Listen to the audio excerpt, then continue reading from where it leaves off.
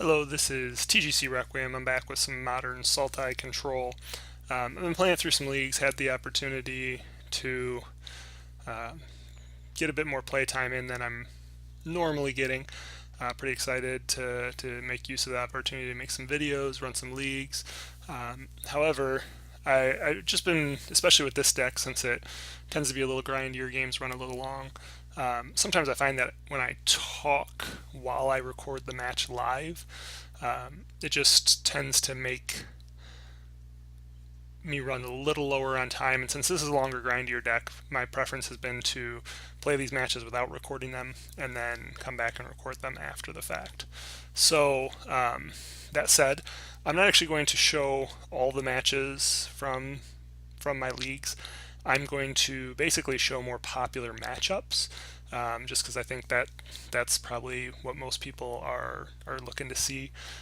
So I may skip some of the more janky decks unless I think that it's something that there may be lots of interest in. So, anywho, this particular matchup is from a competitive league that I tried to run the deck through. The competitive league didn't go particularly well. I ran into a lot of guys with multiple undefeated trophies, but there was some pretty good magic in the league.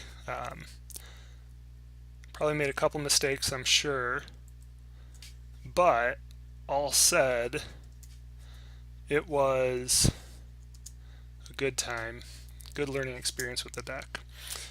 Here I'm playing against Peanuts. Looking at this hand, this is decent. You know, we're looking good for 4 lands. Interaction, Grimflayer. We are on the draw here, so it kind of depends. Honestly, I think looking back at this, since we're really more of a control deck, it's possible that this is just too slow. But then again, you never know when you're going to just hit a combo deck, and we're kind of set up pretty decently with 2 solid attackers for combo. I don't think I would mulligan this, though I also wouldn't blame anybody who says, hey, we don't really have much interaction, especially on the draw. But that said, I'm pretty sure I keep this. Opponent opens on Shambling Vent, so we're either assuming he's on Abzan or Eldrazi and Taxes. Getting the Spell Snare here is perfect. That allows us to play a fetch land and just sit on the Spell Snare for turn 2. Opponent tries to open with Eldrazi Displacer. Unfortunately, the Eldrazi Temple allows the user to tap for 2 colorless mana if it's for an Eldrazi creature or ability. And so, excuse me, Eldrazi Displacer gives them kind of the pass on the Spell Snare there. So we're just going to fetch, almost certainly going to get... So actually, I'll stop there. Normally, I would say we're going to get a Watery Grave there. I have found that this particular deck, Eldrazi and Taxes, is little... it's pretty aggressive, and so I wanted to be a little more careful with life total, especially considering we already had a Watery Grave Breeding Pool in hand. And so I went for the island there just to be a little nicer to my life total. So I'm pretty sure we're going to go with a... Actually, let me think about this. I'm pretty sure we're going to end up going with Tarmogoyf here. First of all, we can't cast Grimflayer.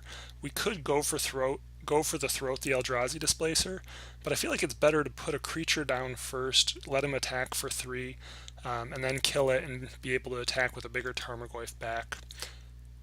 But I guess we actually decided not to do that.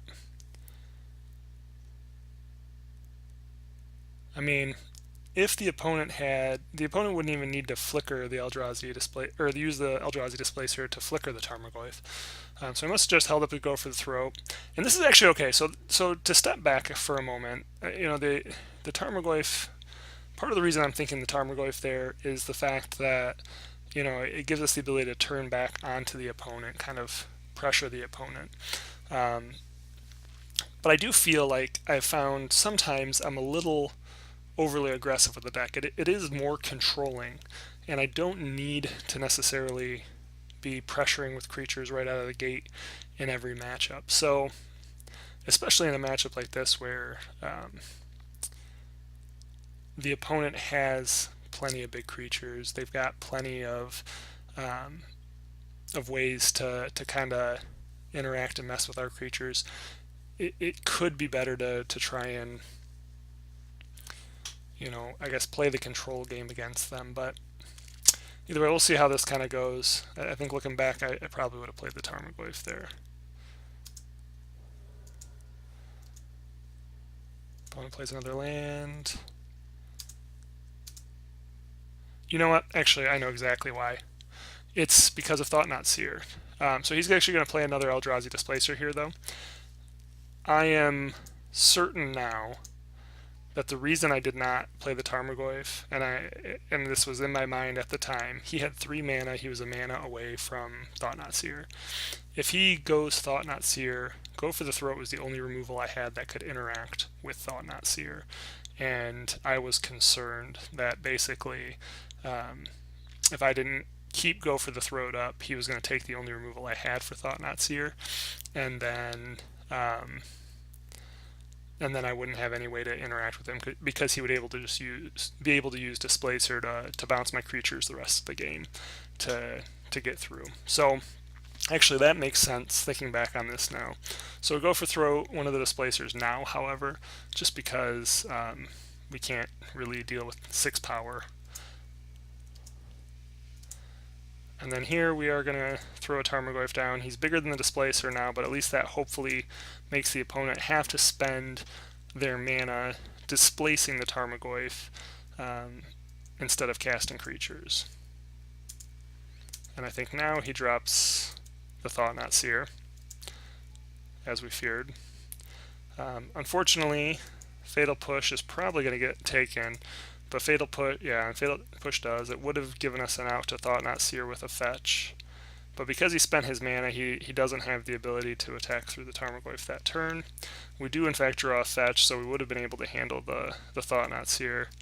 At this point, though, we're just going to have to run out of Grim Flare. We still have Spell Snare and Counter Squall up, in case the opponent tries to go for a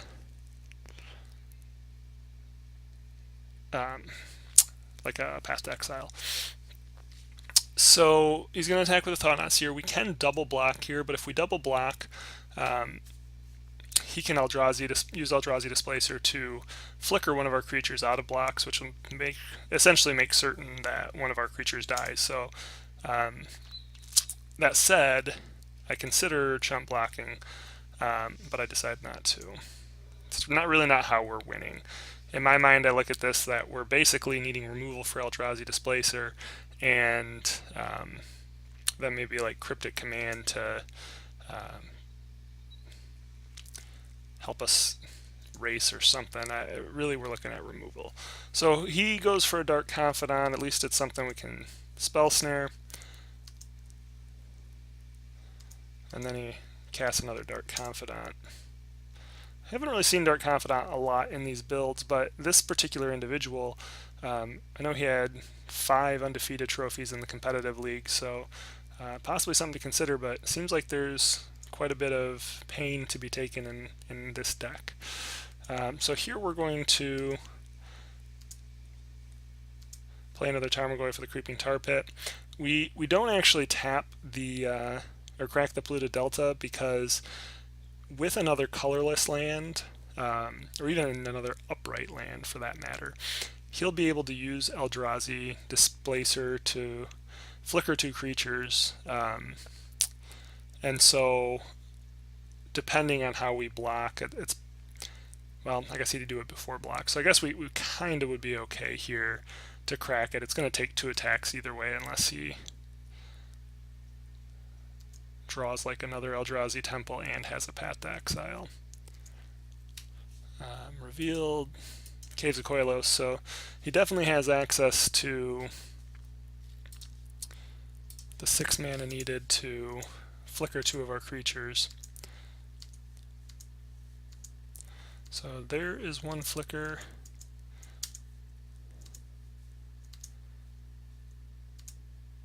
There's another flicker. He still has white up. If he had a path, he would have pathed and attacked with Dark Confidant, I believe. As it is, he attacks with those. There's no point in blocking here because the next turn we're going to die anyway. If he does the same thing, we really need some way to handle the Eldrazi Displacer. And it's really what it comes down to. We don't draw it, so I think opponent drew a Thalia, but at this point, he's just going to flicker again.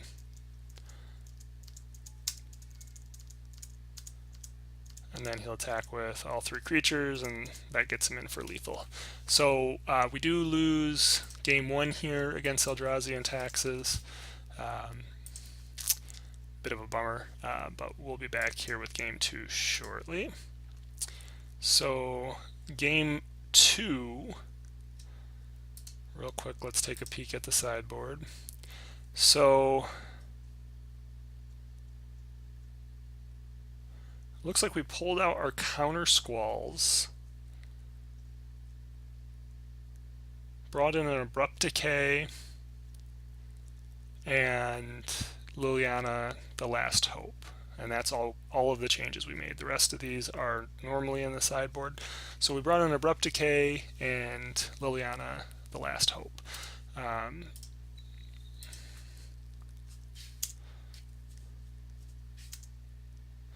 We're on the play. This is actually a pretty good hand.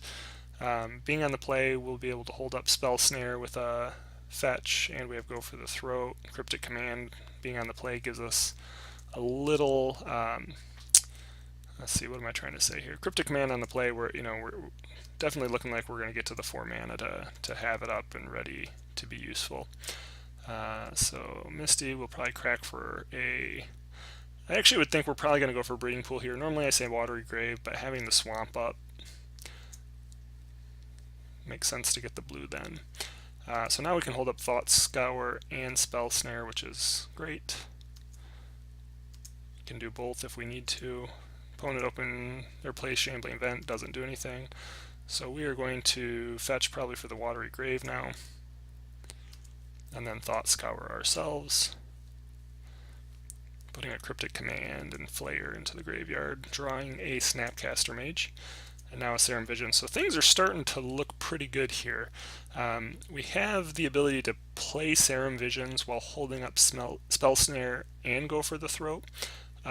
Or we can just hold up Spell Snare and Go for the Throat, though I feel like that's a bit unnecessary here. So I think we're going to probably crack this Visions, probably just get an island, yeah. Serum Visions draws us a Creeping Tar Pit. I'm assuming... So you can't see it because it's off to the right here, but I put the, I think it was a forest on the bottom, and we put the fetch on top because we do want to get to 6 lands for the Snapcastering Cryptic Command. So yeah, we're good with that.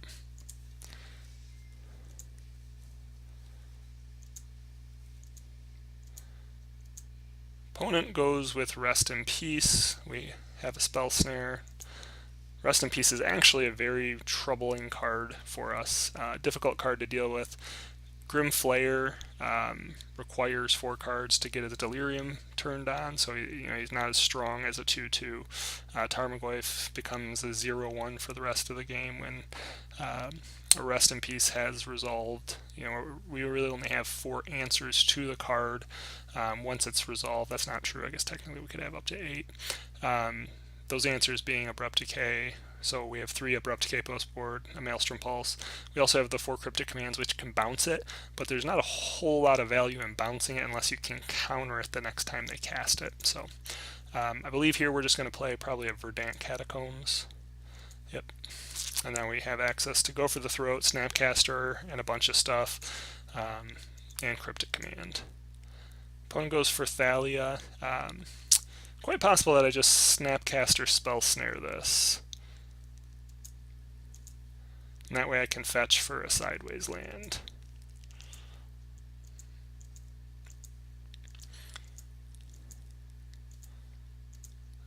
Then the opponent had a second Rest in Peace, and now...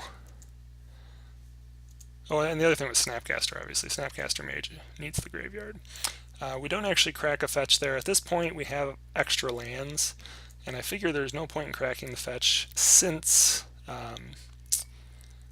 we might pull a Fatal Push and need the fetch land to Fatal Push a Thought-Knot Seer.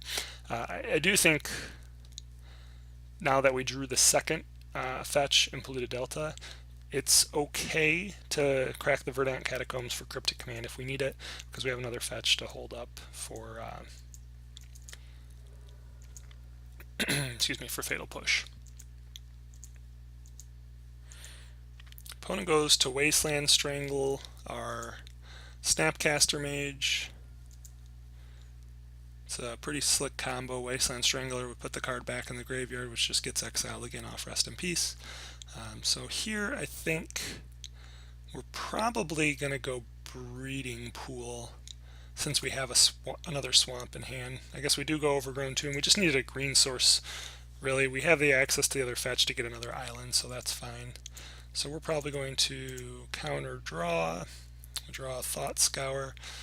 Thought Scour still is a cantrip, so it's going to put cards in the graveyard that don't mean anything, but that's fine. I think we're going to play the Tarmogoyf out here, even though he's a 0-1. If we draw an Abrupt Decay, we'll already have him on the battlefield. Otherwise, go for the Throat and Thought Scour. So we'll probably just end-step Thought Scour. Or maybe in response to a spell just to... Right, so I would probably Thought Scour here. I don't. Thought maybe I might do it to see if I could. I guess knowing that we have Go for the Throat, it's not that big of a deal. But I was thinking if we Thought Scour there and we drew our other Spell Snare, we could get Thalia. Alright, so then the opponent goes for Orzhov Pontiff. And with his ability on the stack, I think I just go for Throat the Thalia right now. Pontiff will give all of our creatures -1/-1, which unfortunately right now kills them all. We do draw another Go for the Throat. We're going to fire up Tar Pit, get in for an attack while he's tapped out. Still holding up Go for the Throat. We're not really worried about racing a 1/1 here.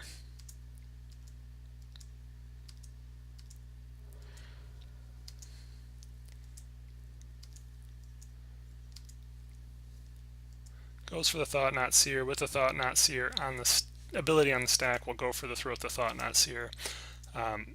Otherwise, he'll take or go for the Throat. Now, the way this works out is I'll draw a card. His ability's still on the stack, though, so he'll have the choice to discard the card I draw, which is a Snapcaster Mage, which he takes. Unfortunately, I crack a fetch here. I think part of the reason I cracked the fetch is that I just really need some gas, but I really probably should have kept that open for a Fatal Push. Liliana the Last Hope, pretty excellent here, especially with a 1/1 on board. So we're absolutely going to put her down. We have access to Tar Pit as a blocker for the Shambling Vent.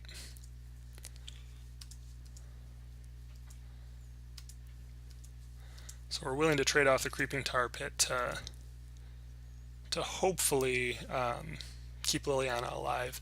However, he uses his Ghost Quarter, which we're also okay with. We're getting him a little bit out of resources, lets us draw another land, just potentially gives us more gas. It's going to take him at least 3 attacks with Shambling Vent to kill Liliana. Because when we uptick it, again, it'll take him an extra turn. So we get a Serum Visions, Tarmogoyf, Fatal Push, and Grimflayer. All pretty excellent, especially when you're just trying to protect the queen, and he doesn't really likely have much in the way of answers to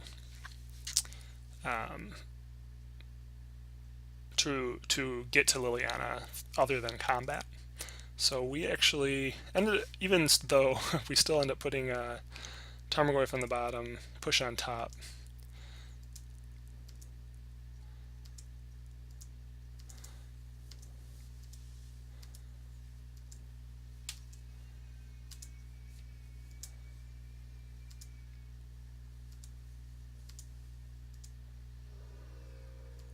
Let Liliana get down to 1 here.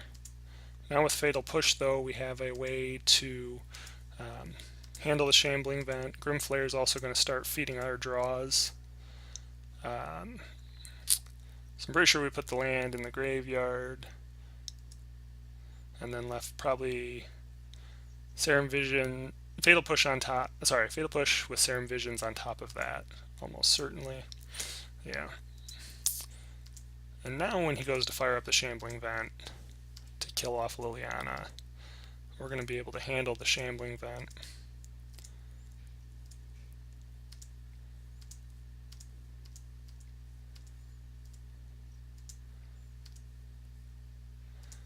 Just plays another Rest in Peace, 2 cards in hand.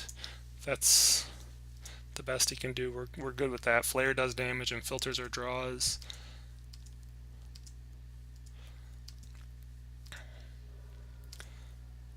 Alright, so all of these cards are great. I'm pretty sure we'll end up keeping all of them on top.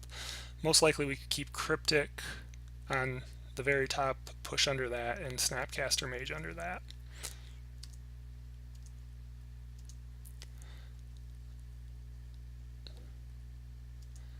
And then we're going to Serum Visions to draw the Cryptic, and again Snapcaster with push on top of Snapcaster.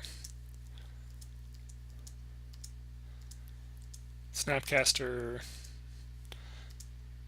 Alright, perfect. So he's going to Thought Knot Seer. We're just going to counter draw.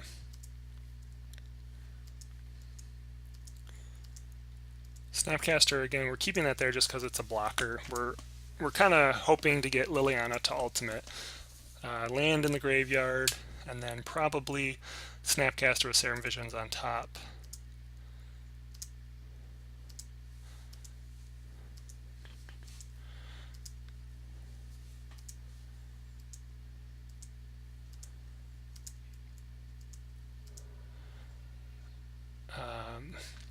We could even hardcast Tassiger here, so I'm thinking Forest in the graveyard, Snapcaster with Tassiger above that. So really, we're gonna. Alright, Serum Visions, Spell Snare is fine. We actually put the Snapcaster on the bottom at this point because I feel like we're close enough to closing this game out. We don't need the other threat. But we keep Spell Snare on top. And then we're just gonna throw the Tassiger out there. He may have a path, but at this point, we're just kind of running him out of ways to get to the Liliana before she ultimates.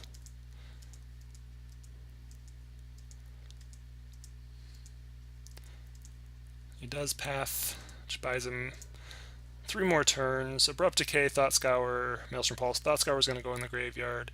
Abrupt Decay on top with Maelstrom Pulse on top of that to handle the Rest in Peace, which should really essentially just close out this game for us, even if he... I shouldn't say even if he draws well, but makes it look pretty good for us. So he goes Sin Collector. We're going to let this resolve, but with his ability on the stack, we're probably going to Fatal... Oh, we actually can't Fatal Push there. 3 CMC, we don't have any way to turn that on. Liliana can kill the Sin Collector anyway, so we probably wouldn't have done that. Probably going to keep holding on the Snapcaster Mage. So part of the reason I held on the Snapcaster Mage there probably is I know I'm going to Maelstrom Pulse those Rests in Peace. And when I Maelstrom Pulse the Rest in Peace, now Snapcaster Mage is live. So, Liliana's, well, I guess we start with the Maelstrom Pulse. Then we kill the Sin Collector, get in for attacks. Actually, yeah, now our Thought Scour is live, put the Abrupt Decay in the graveyard. We draw into another Abrupt Decay. Probably Flare goes in the graveyard because that makes our Flare a 4/4, which now gives us lethal on the next turn. And then it looks like I go Creeping Tar Pit with Tarmogoyf on top of the Tar Pit. Just ways to close the game out at this point, even though we're almost certainly going to be ultimating Liliana, and that's game. So we actually get game 2 there in a long 15-turn grind fest. And then we'll be back for game 3 here.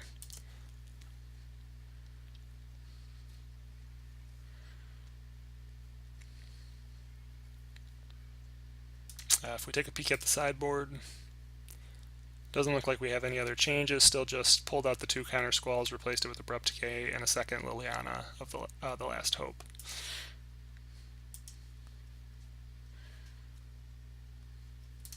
Out of curiosity here, yeah, does that fit? Yeah. Okay, so we're on the draw here. Looking at this hand, pretty good. Have access to turn 1 Thought Scour,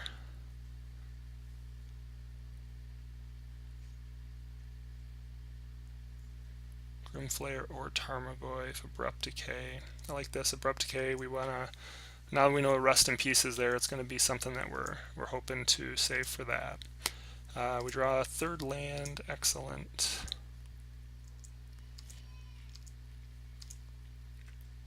Thalia, so we're actually going to fire off the Thought Scour here for certain. Get our Watery Grave, puts a Snapcaster Mage and Tar Pit into the graveyard. Verdant Catacombs, Breeding Pool. Just trying to make sure we have access to as close to perfect mana as we can, especially with the 2 cryptic commands. The reason we're fetching here versus just playing a forest, which would have gotten us that with less damage, is that if he drops a Leonin Arbiter next turn and we had played a creature, we could just be locked out of mana the rest of the game. So definitely against Eldrazi and Taxes, you want to crack your fetches early. In this deck, since we're looking for triple blue and also green-black, black-black, we just want to make sure that we set our mana up right. And then we play a Tarmogoyf there. Looky there, Leonin Arbiter, just like we called. This is why we crack the fetch first. So we have a Spell Snare, Abrupt Decay. Obviously we play the Forest. I think we just hold up Abrupt Decay here. And we don't actually attack. Thought maybe we would attack and see how he blocks, but I guess no. So the reason we didn't do that, we've already put ourselves down to 14 life, and we're going to get him to 17. He's going to put us to 10. We're going to put him to 14. He's going to put us to 6. Not a race we could win. Definitely got to hold up to block there. And then he doesn't do anything, and he's stuck on 2 lands. So at that point, I'm pretty sure we're probably just going to Abrupt Decay Thalia on end step.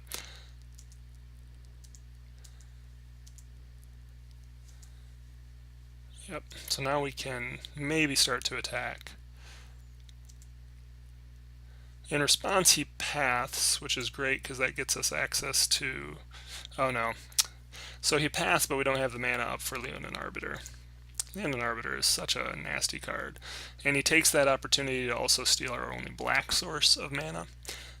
So now he's hoping to use Leonin Arbiter to just close us out before we can get anything going. So again, we can't go get a basic. Thankfully we draw Serum Visions here. We don't really have anything else going on. Liliana would be fantastic, however, we don't have double black, or not close to it, so no point in keeping her on top. So Liliana goes to the bottom. Snapcaster we could keep on top because it allows us to flash in as a blocker to kill the Leonin Arbiter. So pretty sure nope, we actually still put it on the bottom. I guess in part of that is our opponent is stuck on 1 land. If we can get to a fetch and get Grimflayer down, we now have 4 card types. He can't effectively attack into us. If he gets stuck on mana and we start to run ahead, it just becomes an easy game. In the meantime, he starts clicking us down. We've got 6 turns to figure this out. Thankfully we draw another Tarmogoyf. Opponent doesn't draw anything. We get to go for the throw. It looks like a good time to pop a Serum Visions.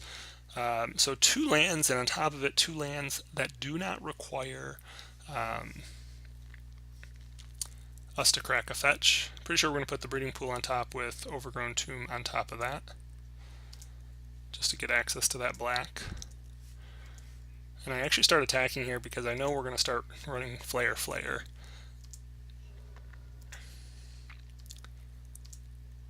Opponent hits a second land now, has an Eldrazi Temple, goes for a Thalia.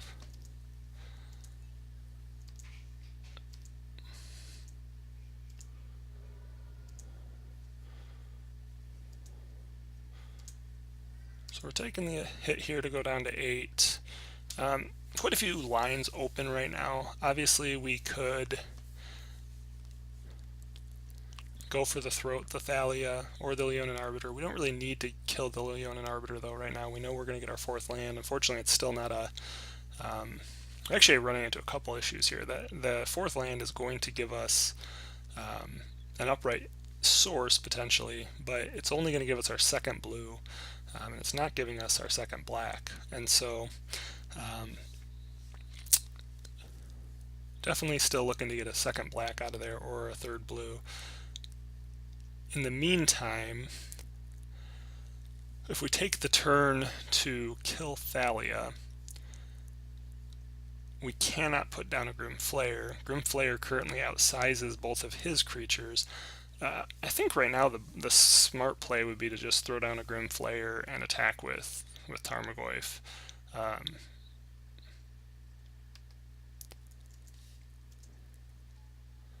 And that's actually what we do here.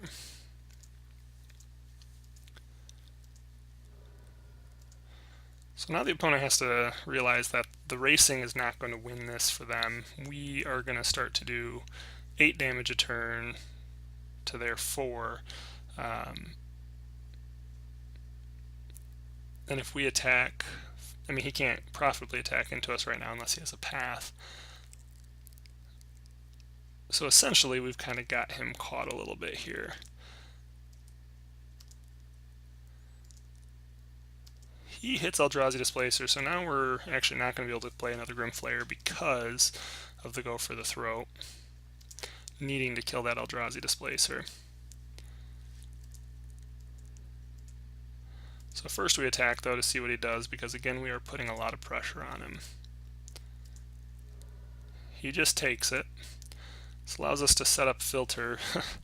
Fatal Push, Watergrave, Fatal Push. So I'm pretty sure this makes it clear that we go for the Throat, the Displacer.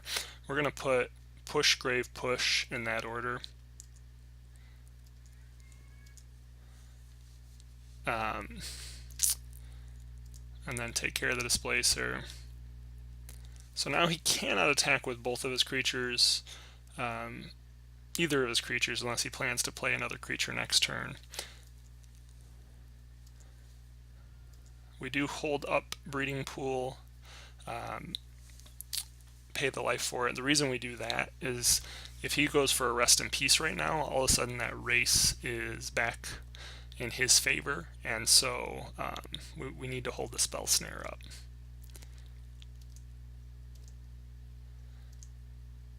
He plays another Eldrazi Displacer. We're okay with this, so at this point though, he's going to have to chump block. We're going to draw a Fatal Push.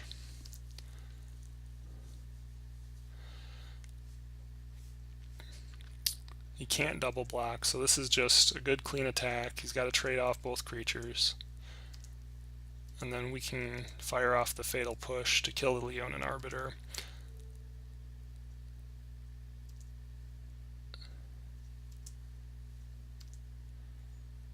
Put Thought Scour in the graveyard. Now we'll leave the push on top again, I'm pretty sure. Yeah.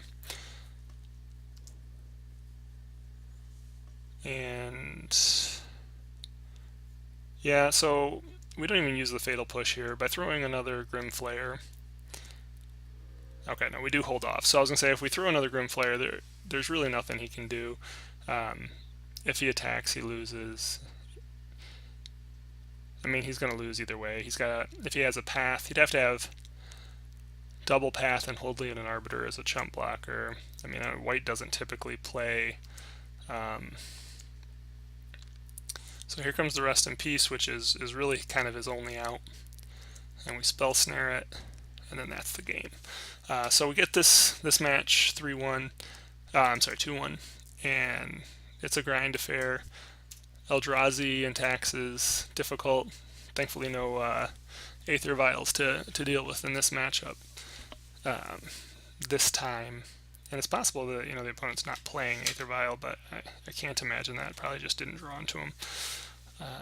Eldrazi and Taxis has been one of the more difficult matchups that I faced. I think I'm like 1-3 or maybe 2-3 against it. 1-3 I think in leagues, and 2-3 overall against it. But they're long, grindy, difficult matchups. They just got a lot of good interruption. Leonin and Arbiter can just, especially paired with Ghost.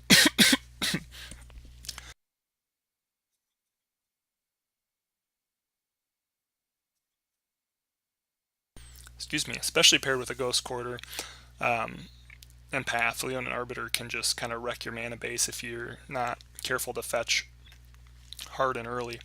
Again, in the first game, I was careful to fetch into the island just to save some life total.